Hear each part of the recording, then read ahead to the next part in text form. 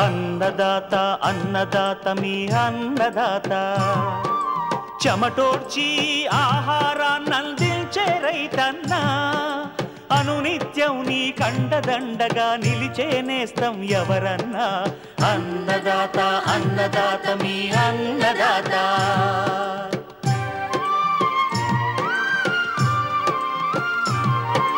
నూతన రీతుల సాగుబడికి నూరింతలు పెరిగే దిగుబడికి సూచనలిచ్చే సస్య రక్షణకు పశు పోషణకి శాస్త్ర విజ్ఞానం అందించి ముందుకు నడిపే తెలుగు రైతు భారతదేశానికి మకుటం అయ్యేలా తీర్చిదిద్దే ఆశయంతో మిమ్ము మేలు కొలిపేది అన్నదాత అన్నదాత అన్నదాత మీ అన్నదాత అన్నదాత అన్నదాత మీ అన్నదాత.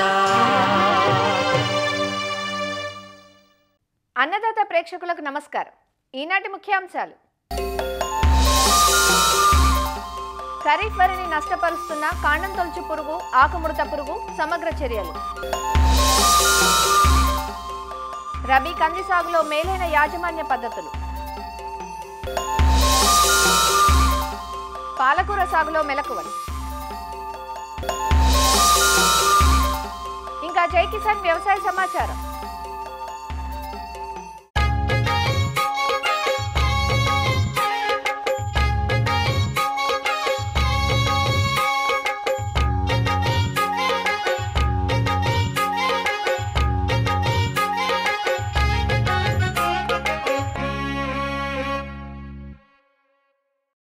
తెలుగు రాష్ట్రాల్లో దాదాపు 1 కోటి ఎకరాలకు పైగా సాగవుతున్న వరి పైరు ప్రస్తుతం ఈనిక దశ నుంచి కంకి దశలో ఉంది.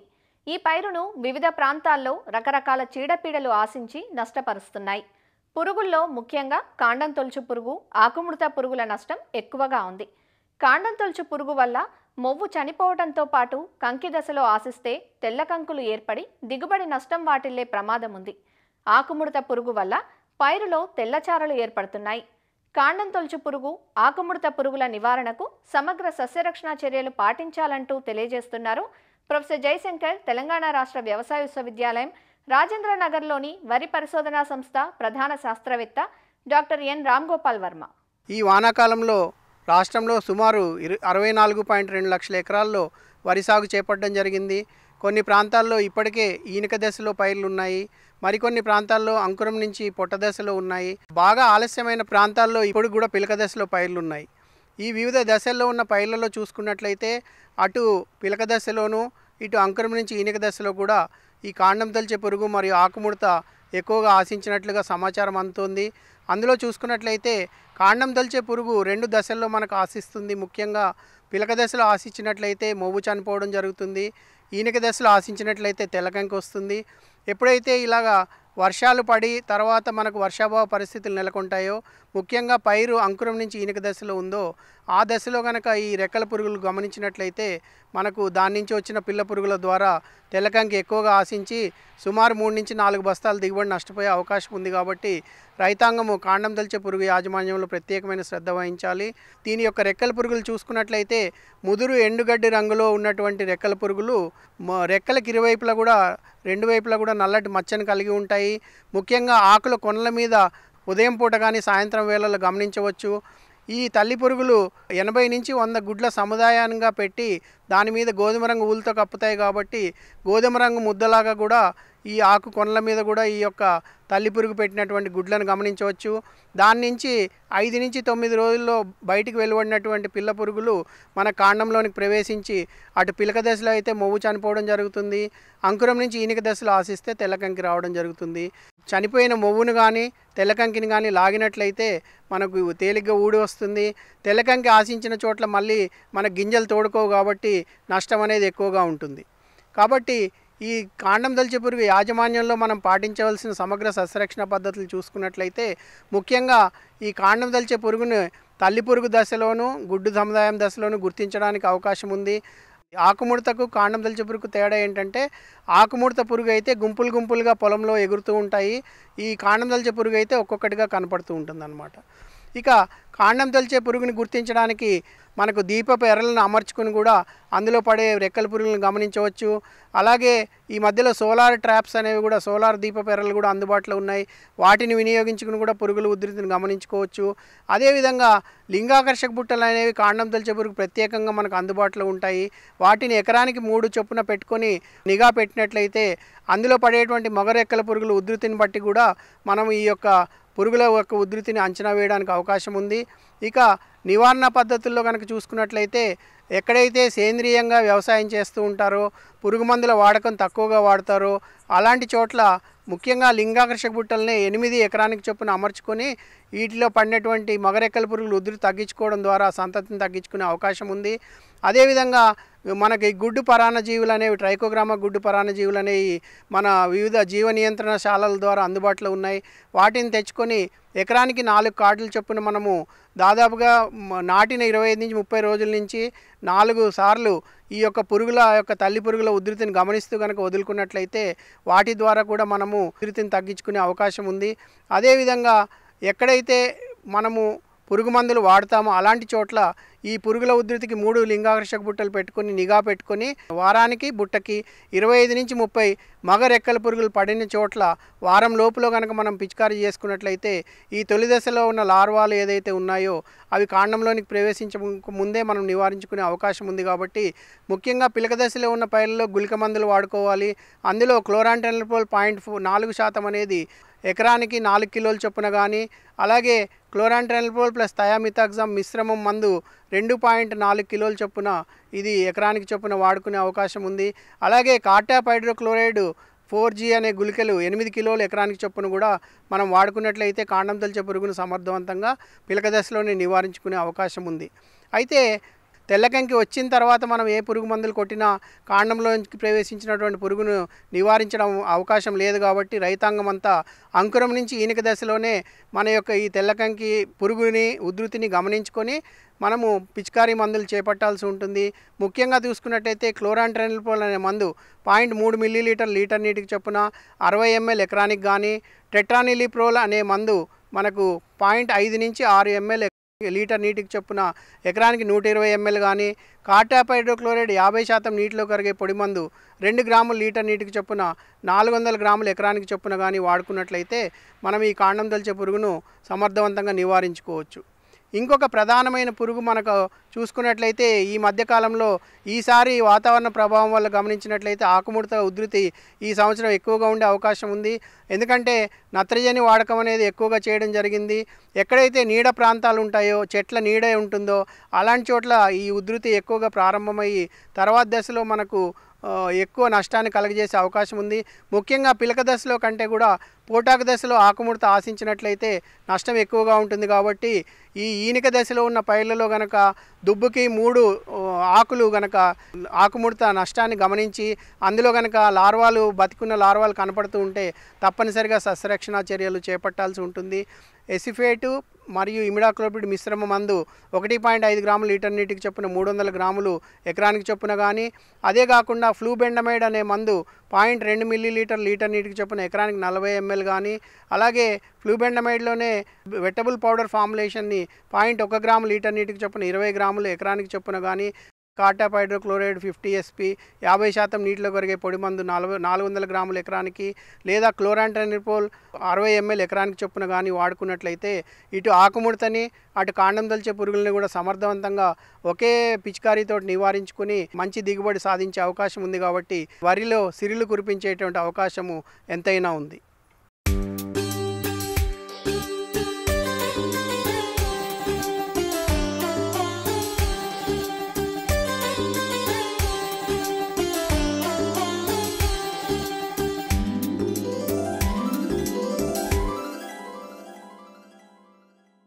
మన ఆరోగ్యం పోషణ విషయంలో ఆకుకూరల పాత్ర ఎంతైనా ఉంది.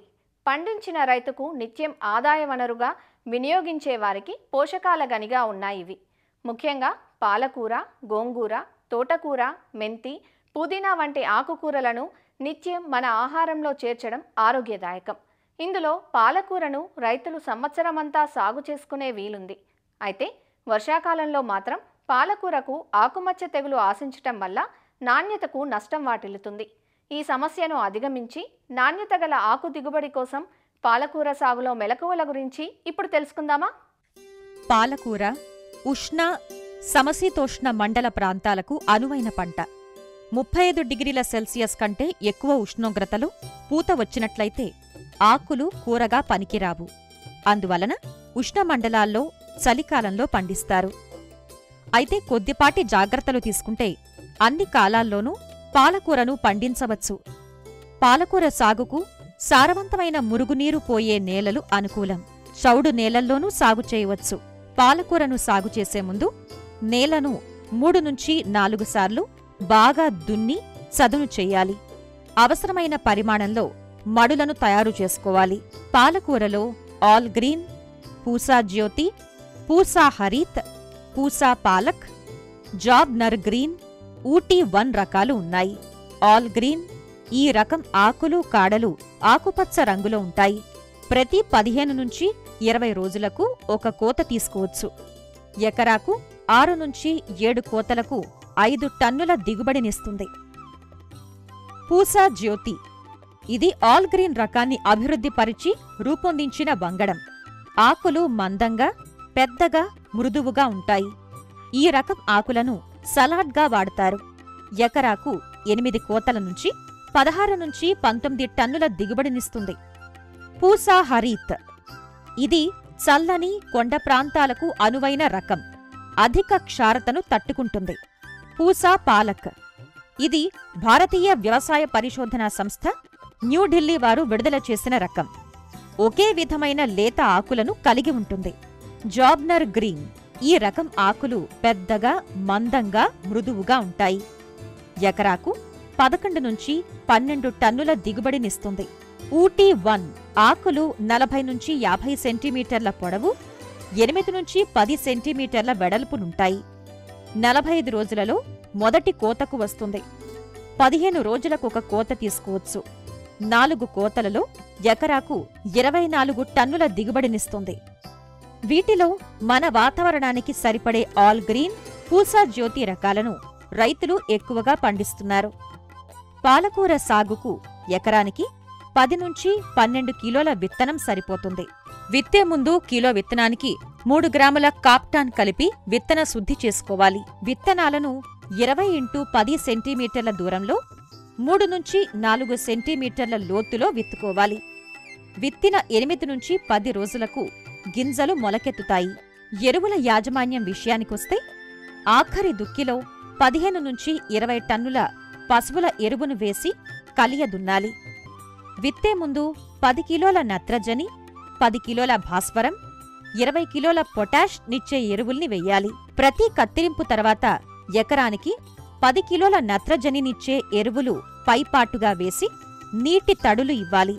విత్తిన వెంటనే ఒకసారి, తర్వాత 3 రోజులకు రెండో తడి ఇవ్వాలి. తర్వాత వాతావరణాన్ని అనుసరించి ప్రతి 5 నుంచి 7 రోజులకొకసారి తేలికపాటి తడులను అందించాలి. విత్తిన 20 రోజుల నుంచి 15 రోజుల వ్యవధిలో 2 నుంచి 3 సార్లు కలుపు తీసి మట్టిని కదిలించాలి. పాలకూరలో లేత ఆకులనే ఉపయోగిస్తాం కాబట్టి వీలైనంతవరకు క్రిమిసంహారక మందుల్ని వాడకపోవడం మంచిది. తక్కువ సాంద్రత గల పురుగు మందుల్ని మాత్రమే వాడాలి. పేనుబంక, ఆకులు తినే గొంగళి పురుగుల నివారణకు లీటర్ నీటికి 5 మిల్లీలీటర్ల వేప నూనె లేదా 2 మిల్లీలీటర్ల మలాథియాన్ కలిపి పిచికారీ చేసుకోవాలి. ఆకుమచ్చ తెగులు ఆశించి ఆకు నాణ్యత దెబ్బతినే అవకాశం ఉంటుంది. ఆకుమచ్చ నివారణకు 3 గ్రాముల కాపర్ ఆక్సీక్లోరైడ్ మందును లీటర్ నీటికి కలిపి పిచికారీ చేసుకోవాలి. మందులను పిచికారీ చేసిన తర్వాత 10 రోజుల సమయం గడిచిన తర్వాతే ఆకులు కోయాలి. విత్తిన 3 నుంచి 4 వారాలకు మొదటి కోత కోయాలి. తరువాతి కోతలను 7 నుంచి 10 రోజుల వ్యవధిలో తీసుకోవచ్చు. ఎకరానికి 3 నుంచి 4 టన్నుల ఆకు దిగుబడి వస్తుంది. వీలును బట్టి శీతల గదుల్లో 2-3 రోజుల వరకు నిల్వ చేసుకుని మార్కెట్ చేసుకోవచ్చు. ఈ విధంగా సమగ్ర యాజమాన్య పద్ధతులు పాటించడం ద్వారా పాలకూర నుండి మంచి దిగుబడులు పొందే అవకాశం ఉంది.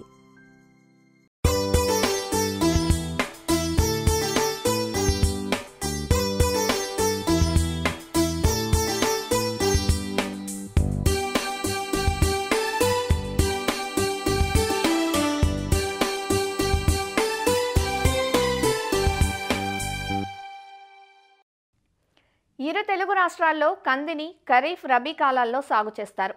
ఖరీఫ్లో అధిక శాతం వర్షాధారంగా సాగవుతుంది, కానీ రబీలో మాత్రం ఆరుతడి క్రింద సాగు చేస్తుంటారు.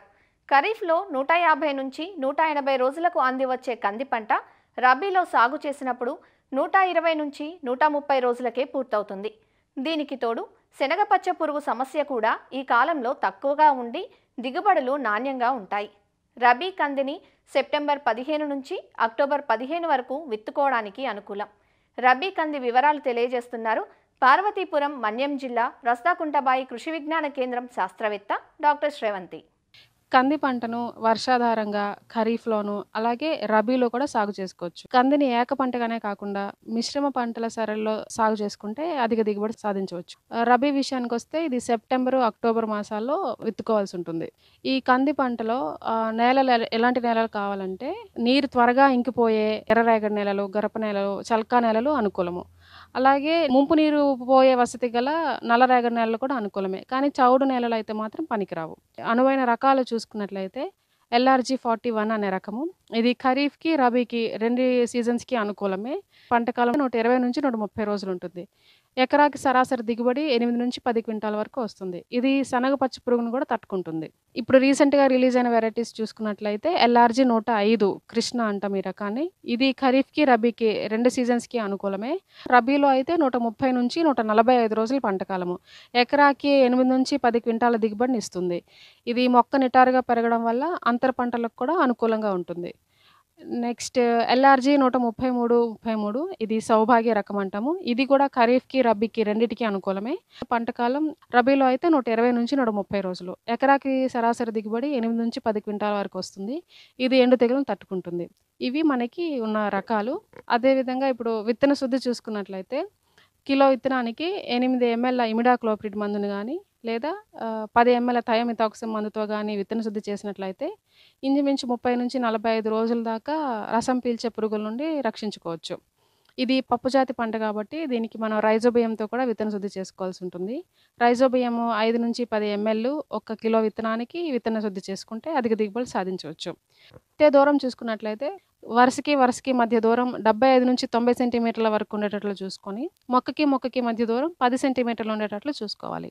కలుపు యాజమాన్యం చూసుకున్నట్లయితే విత్తిన వెంటనే కానీ మరుసటి రోజు కానీ పెండిమిథాలిన్ అనే మందును 1 లీటర్ మందును ఎకరాకి 200 లీటర్ల నీటిలో కలిపి పిచికారీ చేయాల్సి ఉంటుంది. 25 నుంచి 30 రోజులు లేదా 20-25 రోజులప్పుడు గడ్డి జాతి మొక్కలు ఎక్కువగా ఉంటే క్విజలోఫాపిథైల్ అనే మందును ఎకరాకు 400 mlని 200 లీటర్ల నీటిలో కలిపి పిచికారీ చేయాల్సి ఉంటుంది. గడ్డి జాతి మొక్కలు వడల్పాటి మొక్కలు రెండు ఎక్కువగా ఉన్నాయంటే ఇమజితాఫైర్ మందుని 300 ml ఎకరాకి 200 లీటర్ల నీటిలో కలిపి పిచికారీ చేయాల్సి ఉంటుంది. ఎరువుల యాజమాన్యం చూసుకున్నట్లయితే ఆఖరి దుక్కులో 2 టన్నుల పశువుల ఎరువును వేసుకోవాల్సి ఉంటుంది. 16 కిలోల నత్రజాన్ని ఇచ్చే ఎరువుల్ని 20 కిలోల భాస్వరాన్ని ఇచ్చే ఎరువులను వేయాల్సి ఉంటుంది. ఈ కంది పంటలను మనం అంతర పంటలాగా కూడా వేసుకోవచ్చు.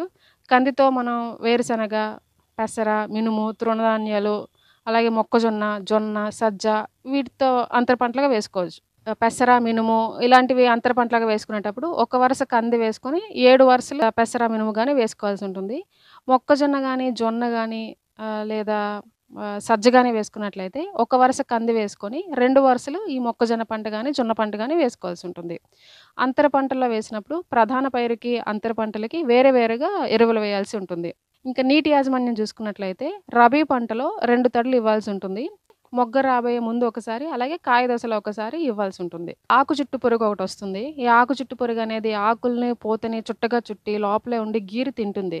దీని నివారణకి మనం క్వినాల్ఫాస్ అనే మందును 2 mlని 1 లీటర్ నీటికి కలిపి పిచికారీ చేయాల్సి ఉంటుంది. అలాగే నెక్స్ట్ శనగ పచ్చ పురుగు. దీన్నే మనం కాయతొలుచు పురుగు అని కూడా అంటాము.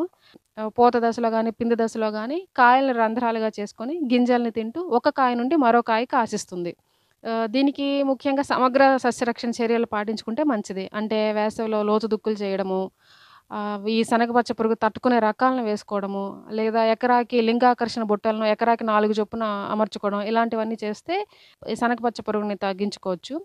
ఇది పురుగు ఉధృతి ఎక్కువగా ఉన్నట్లయితే మనం రసాయనాల ద్వారా దీన్ని నివారణ చేసుకోవచ్చు. ఉధృతిని బట్టి పైరు తొలిపూత దశలో ఉన్నట్లయితే క్లోరిపైరిఫాస్ మందును 2.5 ml మందును లీటర్ నీటికి కలిపి పిచికారీ చేయాల్సి ఉంటుంది. కాయ దశలో ఉన్నట్లయితే క్వినాల్ఫాస్ మందును 2 ml 1 లీటర్ నీటికి కలిపి పిచికారీ చేయాలి. కందిలో రసం పీల్చే పురుగులు వచ్చే ఆస్కారం కూడా ఉంది. ఈ రసం పీల్చే పురుగులకి నివారణకు డైమిథోయేట్ అనే మందుని 2 ml 1 లీటర్ నీటికి కలిపి పిచికారీ చేయాలి. ఇందులో వచ్చే తెగుళ్ళు చూసుకున్నట్లయితే ఎక్కువగా ఎండు తెగులు వస్తుంది, వెర్రి తెగులు వస్తుంది. ఈ ఎండు తెగులు మొక్క ఏంటంటే తెగులు సోకిన వెంటనే ఆ మొక్కను గాని మనం చూసినట్లయితే పూర్తిగా గానీ మొక్కలో సగభాగం గానీ వాడిపోయి ఎండిపోయి ఉంటది. కాండం దగ్గర చీల్చి చూస్తే గోధుమ రంగు చారలు కనిపిస్తా ఉంటాయి. ఈ తెగులు నివారణకి ఇది అధికంగా కనిపించిన పొలాల్లో దీన్ని మనం జొన్న పంటతో పంట మార్పిడి చేయాల్సి ఉంటుంది. ఈ తెగులను తట్టుకునే రకాలనే వేసుకుంటే మంచిది. అలాగే నీరు నిల్వ ఉండే భూముల్లో ఈ పంటను వేయకూడదు. ఇలాంటి చర్యలను మనం తీసుకోవాల్సి ఉంటుంది. అలాగే వెర్రి తెగులు, ఇది వైరస్ తెగులు. ఆకులు ఎక్కువగా వచ్చేసి పూత పూయకుండా ఉండిపోతుంది. ఇది ఇరియోఫిడ్ మైట్ అనే నల్లి ద్వారా వ్యాప్తి చెందుతుంది. ముందస్తు నివారణ చర్యలో భాగంగా నల్లి నివారణకు లీటర్ నీటికి 3 గ్రాముల నీటిలో కరిగే గంధ పొడిని తీసుకొని దాన్ని కలిపి ఒక 10 రోజులకు ఒకసారి 2 దఫాలుగా పిచికారీ చేయాల్సి ఉంటుంది. ఈ విధమైన చర్యలు పాటించినట్లయితే మనం అధిక దిగుబడులు సాధించవచ్చు.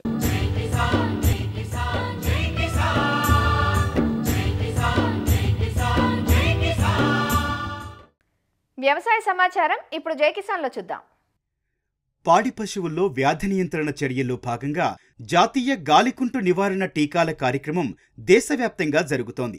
సెప్టెంబర్ 15 నుంచి అక్టోబర్ 15 వరకు ఉచితంగా టీకాలను అందిస్తున్నట్లు నెల్లూరు జిల్లా పశుసంవర్ధక శాఖ అధికారులు తెలియజేస్తున్నారు. జిల్లాలోని రైతులంతా తమ పశువులకు టీకాలు వేయించాలని సూచిస్తున్నారు. గాలికుంటు వ్యాధి కారణంగా పశువుల్లో మరణాల శాతం తక్కువగా ఉన్నప్పటికీ ఉత్పాదకత తగ్గిపోయి రైతులకు ఆర్థికంగా నష్టం కలుగుతుంది. కాబట్టి ప్రతి రైతు తమ పశువులు జీవాలకు టీకాలు అందించాలంటూ నెల్లూరు జిల్లా పశుసంవర్ధక శాఖ సహాయ సంచాలకులు డాక్టర్ చైతన్య కిషోర్ వివరిస్తున్నారు.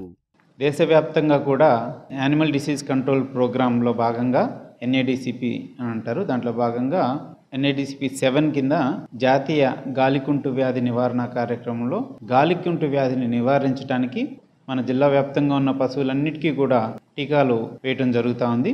ఈ కార్యక్రమం సెప్టెంబర్ 15వ తారీఖు నుంచి అక్టోబర్ 15వ తారీఖు వరకు మన రాష్ట్ర వ్యాప్తంగా జరుగుతుంది. ఈ కార్యక్రమంలో భాగంగా ప్రతి పశువుకి కూడా ఇంటి వద్దకు మన పశుసంవర్ధక శాఖ సిబ్బంది వెళ్ళి ఉచితంగా టీకాలు వేస్తారు. కాబట్టి రైతులందరూ కూడా సద్వినియోగం చేసుకోవాలి. ఎందుకనంటే ఈ గాలికుంటు వ్యాధి అనేది ఒక వైరస్ వల్ల కలిగే వ్యాధి. అంటే ఆవుల్లో గేదెల్లో ఈ వ్యాధి సంభవిస్తుంది. లక్షణాలు ఎలా ఉంటాయంటే ఈ గాలికుంటు వ్యాధి లక్షణాలు నోట్లో పుండ్లు ఏర్పడటం, బొబ్బర్లు ఏర్పడటం, వాటి నుంచి తీగలాంటి సొంగ కారుతూ ఉండటం, జ్వరం ఉండటం, మేత మేయకపోవటం, కాలు గిట్టల మధ్య పుండ్లు ఏర్పడటం, ఆ పుండ్ల వల్ల నడవలేకపోవటం, కొద్దిసార్లు పొదుగు మీద కూడా గాయం లాంటి లక్షణాలు కనిపించడం, పొదుగు వాపు రావటం, ఇట్లాంటి లక్షణాలు కూడా ఉంటాయి. అంతేకాకుండా గొర్రెల్లో కూడా చిన్న పిల్లలు అంటే దూడలు కానీ గొర్రె పిల్లలు కానీ గాలికుంటు వ్యాధితో బాధపడుతున్న ఆవు యొక్క పాలు తాగితే అది హార్ట్ అటాక్ వచ్చినట్టు అక్కడికక్కడ అప్పుడే సడన్గా చనిపోయే పరిస్థితి ఉంటుందన్నమాట. ఈ లక్షణాలున్న గేదెల్ని ఆవుల్ని మనం గుర్తించి వాటికి వైద్యం చేయించుకున్నట్లయితే ఆ లక్షణాల యొక్క తీవ్రత తగ్గి నష్టం తగ్గించుకోవచ్చు. దీనికంటే కూడా ముఖ్యమైన నివారణ పద్ధతి ఏంటంటే టీకా. 4 నెలల లోపల ఉన్న దూడలకి, అంతేకాకుండా నిండు చూడుతో ఉన్న పశువులకి తప్ప మిగతా అన్ని పశువులకి కూడా మనం ఈ టీకాలు వేయించుకోవాల్సి ఉంటుంది. ఇందులో మరణాలు పెద్దగా ఉండవు, కానీ దాని ప్రొడక్టివిటీ అంటే ఉత్పాదకత పూర్తిగా తగ్గిపోతుంది. కాబట్టి రైతు ఇంకా ఎక్కువ నష్టపోతాడు దీంట్లో. ఎద్దుల్లో కనుకైతే వాటి పని సామర్థ్యం కూడా పూర్తిగా తగ్గిపోతుంది. గొర్రెల్లో కనుకైతే వాటిలో కొన్నిసార్లు ఈసుకుపోయే లక్షణాలు ఉంటాయి. అదేవిధంగా పిల్లల్లో కూడా మరణాలు ఉంటాయి. కాబట్టి రైతుల్ని ఈ వ్యాధి పట్ల అప్రమత్తంగా ఉండి టీకాలు చేయించుకోవాల్సిందిగా కోరుతున్నాను. మరిన్ని విభిన్న అంశాలతో రేపటి అన్నదాతలో మళ్ళీ కలుసుకుందాం. నమస్కారం. అన్నదాతలు తమ సందేహాలు సమస్యలను 1800-425-4085 టోల్ ఫ్రీ నెంబర్లో ఉదయం 10 గంటల నుంచి 11 గంటల మధ్య పని దినాలలో సంప్రదించగలరు. ఈ కార్యక్రమాన్ని యూట్యూబ్లో www.youtube.com/annadaata ETV లింక్ ద్వారా వీక్షించవచ్చు.